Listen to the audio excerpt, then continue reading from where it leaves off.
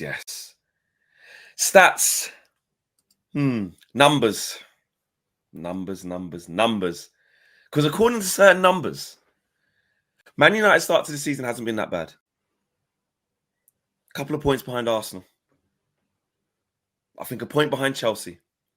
Statistically, Man United have had the hardest start to the season. They've played Chelsea, they've played Arsenal, they've played Man City. Big teams, difficult teams. And actually, on 7 points, we got the chance against Brentford to win back-to-back games for the first time, which would be groundbreaking. Again, progress. If you can do that, can you beat Sunderland? That's 3 games into the international break. And all of a sudden, Frank is 2 games away from cutting his hair. 2 games, although that next game will be against Liverpool away. However, my point is, it's been presented to me, and we're going to talk about it today. It's been presented to me that there's stats that are suggesting, after we've beaten Chelsea, which is a difficult game on paper, who are the club world champions for what? All of that. It's not actually that bad. And we are starting to turn a corner. Or is it too early? Is this the same old rubbish? Is this the same thing that we do as United fans all the time? This is what I want to talk about. And I want to go through some of the cases that have been presented online, that have been presented in the media, that have been presented in my WhatsApp groups. And I want to see what's going on here. I want to see what the community thinks. Let me know. Yeah. According to the statistics, Flex, you can see them right there. According to the statistics, Manchester United have had the most difficult first 5 games of the season. In addition to that, during those first 5 games, no club has had a higher XG or taken more shots so far this season than Ruben Amorim's side. Once again, get a closer look at those statistics. You can see it right there. We've had an opponent's average rating of 94.7. That's higher than, your likes of Arsenal, who've had a difficult start as well. Liverpool, etc. We've had the hardest first 5 games. And at the weekend, we got a victory, like I said, over the club world champions, whatever that means. But that's the question. Has some are pointing to that, saying, "See, people who are overly negative, and they've jumped too quickly, or they've gone too soon." Here you go. Is this the beginning of Manchester United turning the corner? Now, in my opinion, I wouldn't say yes yet. I'd say it's way too soon to say Manchester United have turned a corner. I think you can make an argument to say that the first 5 games against the opposition is difficult opposition. No, it's fair enough. You start off against Arsenal and City and Chelsea. I mean, that's 3 of the top 5 from last season. To be fair, that's not easy. The real evidence of if Man United have turned a corner will be the next 2 games. If Manchester United can, first of all, if Man United beat Brentford at the weekend, that's something that's not been done under Ruben Amorim. That's back-to-back Premier League wins. Like I said, that's historic. And the last game was back-to-back home wins. That's historic. Yeah. So and then if you can win, then against Sunderland, you've won 3 games in a row. Bloody hell, we've not done that in 18 months. That is when you go, look, we've done something we haven't done in 18 months. That's turning a corner, isn't it? You're doing things that you've not been doing before. That is turning the corner in terms of it's turning the corner on a personal. You don't know what that looks like to the rest of the league.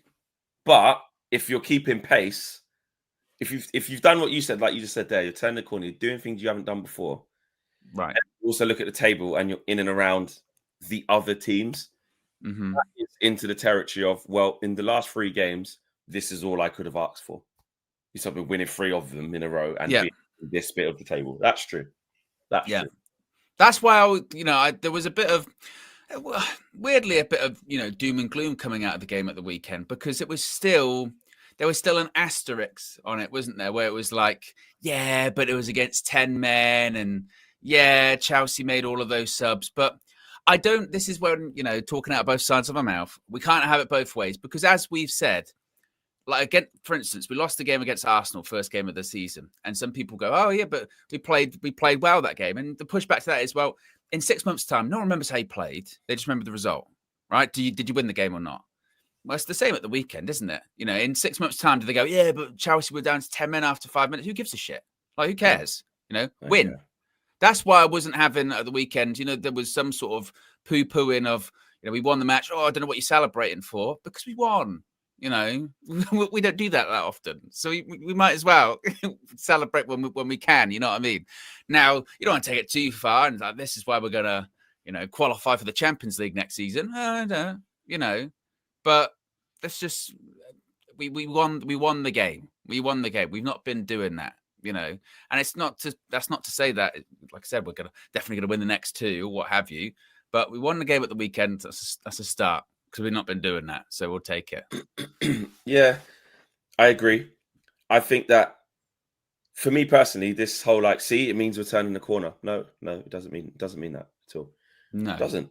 Like we don't. In my opinion, how I feel about things, you can say it's negative, you can say it's this. I'm not changing. I said even before we played Chelsea, if we beat them, I'm not changing my mind on everything in one game. Even the next two games, if we win them, that would be really, really positive. Something we haven't seen before. Straight out of the breakers, Liverpool away, and then we see what's really going on. I don't think that there was enough on Saturday to suggest, that means we're turning the corner. It was a difficult game to take positives past. We won the game at home. Good, we had to win that. Do you lose? Do you take from that game? I tell you what, much more confident going to Brentford now in terms of we'll definitely we'll be fine against them. No, we could still lose. We could still draw. Could still F it up. I'm not saying it's impossible to lose, by the way. Impossible to win. I'm not saying that. Could beat Brentford and do back-to-back wins for the first time. I really, really hope we do. But the Chelsea game is not going to make me think that that's what it is. Now, don't get me wrong. If we lost that game, of course, going into Brentford is even more. You're like, we're definitely not going to win. That's 2 on the bounce. We've lost. It's rubbish. It's But you do have to look at what's gone on. Like, to get, they went down to 10 men because we made them. Absolutely, because in the first 5 minutes we were on it. So we played really well for the first 5 minutes, got them down to 10 men, and then carried on playing really well for the next, 35 minutes, 40 minutes, getting 2-0 up. Then the silly Casemiro thing happens. And then at 10v10, when it's equal numbers on the pitch, we didn't have to do anything spectacular, but it wasn't great second half, was it? And then we conceded. No. And then we're like, don't do this again. And then we still make it a little bit, has to be passionate and last minute tackles and making sure you get your blocks in, which is part of winning football matches, I get. But my point is that you just don't, you're not looking at that. You're not looking at that and saying, right, we're back on the right track now. It's too early. And we've done this before. That's the biggest thing I want to say. We've done this before. We just did it in the last loss. Tell you what, City, mate, just lost 2 in a row. Tell you what, we give them three defeats on a bounce, mate. Pressure's on Pep. All of a sudden, we started that derby ahead of them. Our XG was high before that. And then them criminals went and put in that type of performance. If anything, let's not even talk about Amorim. This is where you do talk about the players. Obviously, thoughts and feelings on Amorim as a whole in the system and the lack of the system or whatever, that's a different thing. Just do it on the players. Do you trust them to go and perform well on that consistent basis? Like, they put it right after City. So can they carry that on now into Brentford because they put it right against Chelsea? I don't trust them. They have to earn that trust. Yeah, so yeah. I'm just waiting. Yeah, no, I agree. Show says, we literally scored the 2 goals when it was 11v10. When it went to 10v10, we were diabolical. My response to that show would be, I don't care. Because in the same way that I don't care, like when we lost against Arsenal and people were trying to say, yeah, but we played really well. I don't care. We lost. That's the same. It works the same way in the opposite direction for me. So, that those were the circumstances of the game. We won it. I don't give a shit. You know what I mean? It's only, and this was what happened with Eric Ten Hag, wasn't it? It's only when you are winning games fairly consistently, then you can start, I think, focusing on performances of, is this sustainable enough to, get up and challenge for the league or what have you. Then we can have that conversation. When you haven't won back-to-back Premier League games in 18 months, I don't think you're in the position to be when we win a game going, it's not really the kind of win that I'd want. No. You know what I mean? Because you can't do that. And you can't say, well, we're definitely going to win the next one. We're back. Like you can't either way. You just where we are right now, yeah, where it's been that shit, yeah, is that we have to just not take what we're given, but you just got to go day by day. You have to.